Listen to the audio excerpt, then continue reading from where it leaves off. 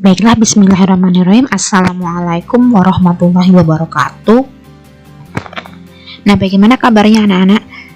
Semoga kalian selalu sehat ya. Oke, baiklah, pada pertemuan hari ini kita akan mempelajari materi masih bab 2 ya anak-anak ya. Melanjutkan materi pada pertemuan kemarin.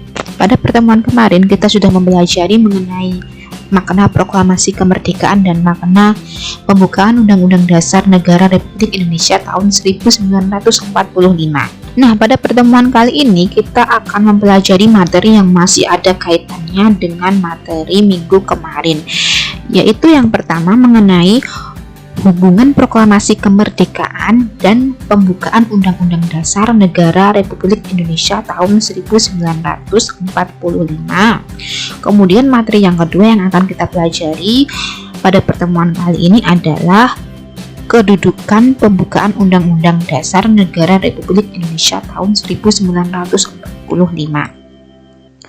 Baiklah, kita akan masuk pada materi pertama terlebih dahulu ya anak-anak, mengenai hubungan proklamasi kemerdekaan dan pembukaan Undang-Undang Dasar Negara Republik Indonesia tahun 1945 yang nantinya pengucapannya akan ibu singkat dengan pembukaan Undang-Undang Dasar NRI tahun 1945.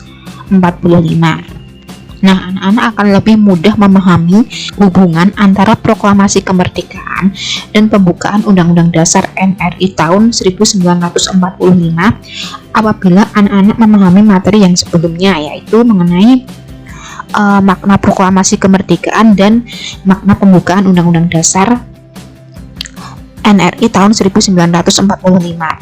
Nah, selain itu, agar kalian lebih mudah memahami hubungan antara proklamasi kemerdekaan dengan pembukaan Undang-Undang Dasar NRI tahun 1945, maka ada baiknya kalian harus menyimak isi daripada teks proklamasi kemerdekaan dan juga teks pembukaan Undang-Undang Dasar NRI tahun 1945 ya anak-anak ya.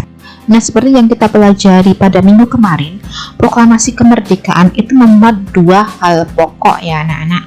Yang pertama yaitu pernyataan kemerdekaan bangsa Indonesia di kalimat pertama proklamasi kemerdekaan, dan yang kedua yaitu tindakan yang harus segera dilaksanakan setelah pernyataan kemerdekaan di alinea atau di kalimat kedua proklamasi kemerdekaan ya.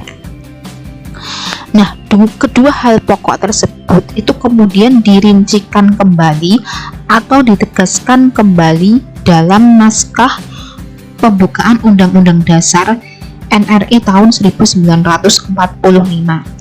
Nah, jadi kalau anak-anak simak pembukaan Undang-Undang Dasar dari alinea 1 sampai dengan alinea 4, itu ada hubungannya atau saling terkait dengan proklamasi kemerdekaan anak-anak. Oke, hubungannya di mana? Hubungannya adalah yang pertama, pada alinea pertama, kedua, dan ketiga pembukaan Undang-Undang Dasar NRI tahun 1945 merupakan uraian terperinci dari kalimat pertama proklamasi kemerdekaan ya.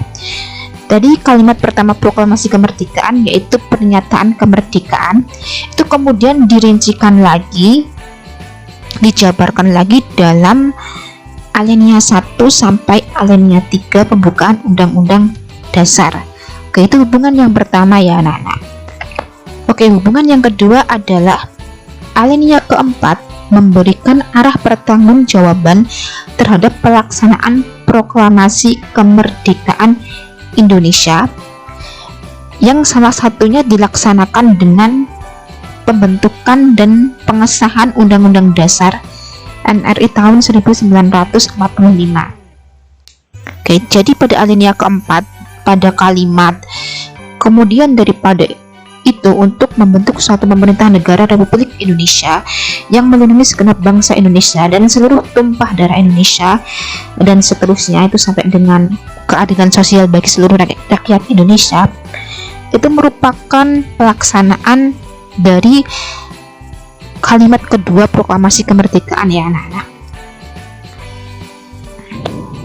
salah satu hal yang dilaksanakan dalam pemindahan kekuasaan dan lain-lain itu adalah dengan mengesahkan Undang-Undang Dasar NRI tahun 1945, yang mana ini ditegaskan pada alinea keempat pembukaan Undang-Undang Dasar, pada kalimat disimak pembukaan Undang-Undang Dasarnya ya anak-anak ya, titik-titik koma, maka disusunlah kemerdekaan kebangsaan Indonesia itu dalam suatu Undang-Undang Dasar Negara Indonesia yang terbentuk dalam suatu susunan negara Republik Indonesia yang berkedaulatan rakyat, dan titik-titik seterusnya itu ya anak-anak.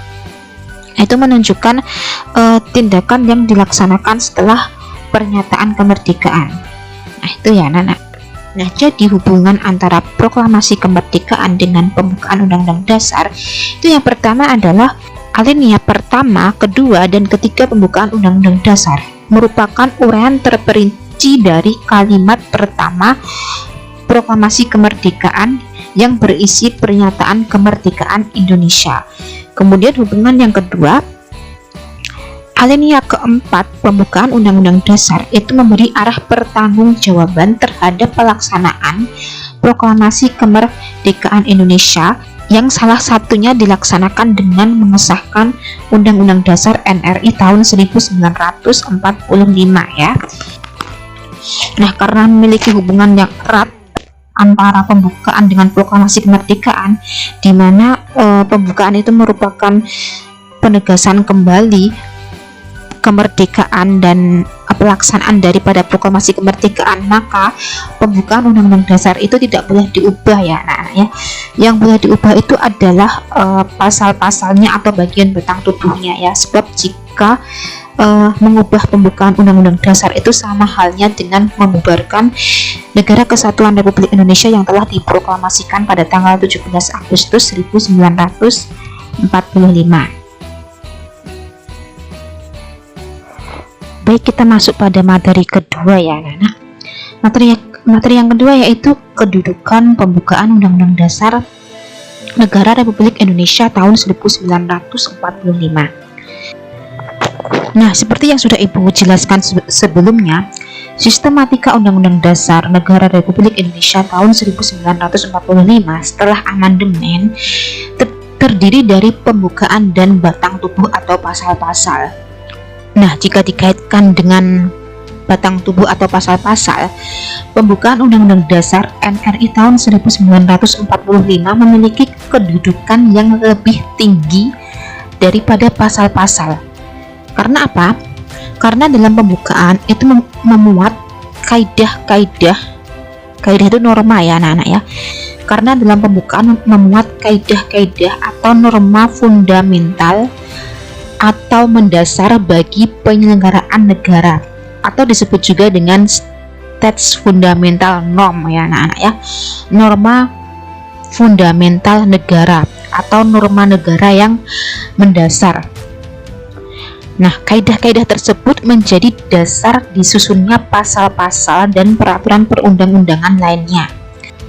Jadi penyusunan pasal-pasal dan peraturan perundang-undangan lainnya itu didasarkan atau bersumber pada pembukaan Undang-Undang Dasar NRI tahun 1945. Nah, apa saja pokok kaidah fundamental negara yang dimaksud? Nah, pokok kaidah fundamental negara atau States Fundamental Norm yang dimaksud tadi adalah yang pertama, itu adalah pengakuan kemerdekaan hak segala bangsa. Kemudian yang kedua, cita-cita nasional. Yang ketiga, pernyataan kemerdekaan.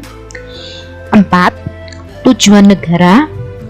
5, kedaulatan rakyat. 6, dasar negara Pancasila. Dan yang ketujuh adalah pokok-pokok pikiran yang diwujudkan dalam pasal-pasal Undang-Undang Dasar NRI tahun 1945. Nah, karena pada pertemuan sebelumnya kita sudah mempelajari mengenai makna alinea pembukaan Undang-Undang Dasar, tentu saja berarti anak-anak paham mengenai pokok kaidah fundamental negara ini ya anak-anak ya. Karena pokok kaidah fundamental negara ini sebenarnya adalah inti daripada makna tiap setiap alinea pembukaan ya, inti daripada makna alinea 1 sampai alinea 4 pembukaan. Nah, pokok kaidah fundamental yang pertama yaitu pengakuan kemerdekaan adalah hak segala bangsa. Itu merupakan inti dari alinea pertama pembukaan. Kemudian pokok kaidah negara fundamental yang kedua yaitu cita-cita nasional. Itu merupakan inti dari alinea kedua pembukaan ya anak-anak ya. Cita-cita nasional yang mana ada 5 cita-cita nasional Indonesia, yaitu menjadi bangsa yang merdeka, berdaulat, adil dan makmur.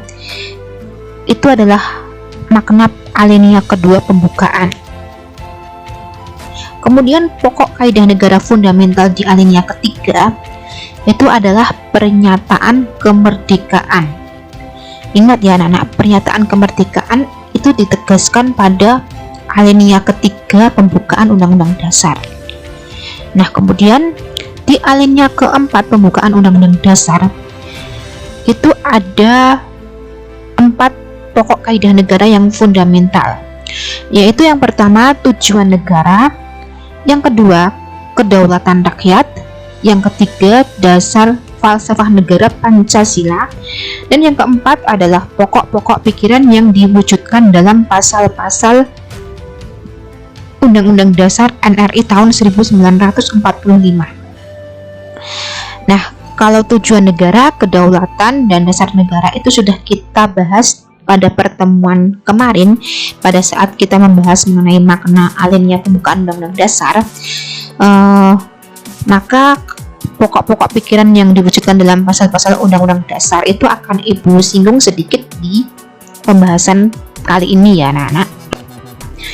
Ada 4 pokok pikiran yang terkandung dalam alinea keempat pembukaan Undang-Undang Dasar. Yang pertama, pokok pikiran yang pertama itu adalah negara melindungi segenap bangsa Indonesia dan seluruh tumpah darah Indonesia dengan berdasar atas persatuan. Yang mana pokok pikiran pertama ini merupakan perwujudan dari sila ketiga Pancasila, Persatuan Indonesia. Sila ketiga di sini disingkat dengan GA biar anak-anak lebih mudah memahami ya. Kemudian pokok pikiran yang kedua itu adalah negara hendak mewujudkan keadilan sosial bagi seluruh rakyat Indonesia. Yang mana pokok pikiran kedua ini merupakan perwujudan dari sila kelima Pancasila.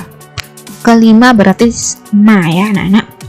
Kemudian pokok pikiran yang ketiga, negara yang berkedaulatan rakyat, yaitu berdasarkan kerakyatan dan permusyawaratan perwakilan, merupakan perwujudan dari sila keempat Pancasila.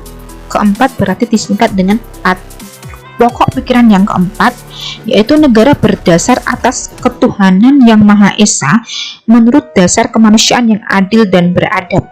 Jelas ya, ini merupakan perwujudan dari sila ke-1 dan ke-2 Pancasila. Maka disingkat dengan TUA ya. Maka biar anak-anak lebih mudah memahaminya, anak-anak bisa mengingat dengan singkatan gamma PAT2 ya. Oke, itu tadi mengenai pokok kaidah negara yang fundamental atau stats fundamental norm yang terkandung dalam pembukaan Undang-Undang Dasar, yang menyebabkan pembukaan itu memiliki kedudukan lebih tinggi dibanding pasal-pasal ya anak-anak. Nah, selain itu dalam tata urutan peraturan perundang-undangan, pembukaan berkedudukan sebagai tertib hukum yang tertinggi, di mana bagian pasal-pasal dalam Undang-Undang Dasar bersumber dan dijabarkan dari pembukaan. Nah, oleh karena pembukaan dan pasal-pasal merupakan satu kesatuan dalam bentuk Undang-Undang Dasar NRI tahun 1945, maka peraturan perundang-undangan lainnya di bawah Undang-Undang Dasar NRI tahun 1945 seperti undang-undang, peraturan pemerintah, peraturan presiden, peraturan daerah provinsi, sampai dengan peraturan daerah kabupaten atau kota, itu tentunya juga harus bersumber dan sesuai dengan Undang-Undang Dasar NRI tahun 1945. Nah, dari uraian tersebut dapat kita simpulkan bahwa kedudukan pembukaan Undang-Undang Dasar NRI tahun 1945 itu yang pertama lebih tinggi dibanding bagian pasal-pasal atau batang tubuh dalam Undang-Undang Dasar. Yang kedua, kedudukannya sebagai tertib hukum yang tertinggi, di mana bagian pasal-pasal dalam Undang-Undang Dasar bersumber dan dijabarkan dari pembukaan. Nah, baiklah, itu tadi penjelasan dari materi di bab kedua ini mengenai hubungan proklamasi kemerdekaan dengan pembukaan Undang-Undang Dasar NRI tahun 1945 dan juga materi mengenai kedudukan pembukaan Undang-Undang Dasar NRI tahun 1945. Nah, semoga dengan penjelasan tersebut anak-anak bisa lebih memahaminya ya. Kalau ada pertanyaan silakan untuk ditanyakan.